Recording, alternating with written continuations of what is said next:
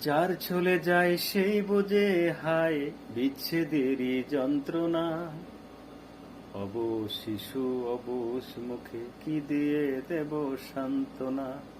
আমি চিৎকার করি কাঁদিতে চাহিয়া, করিতে পারিনি চিৎকার।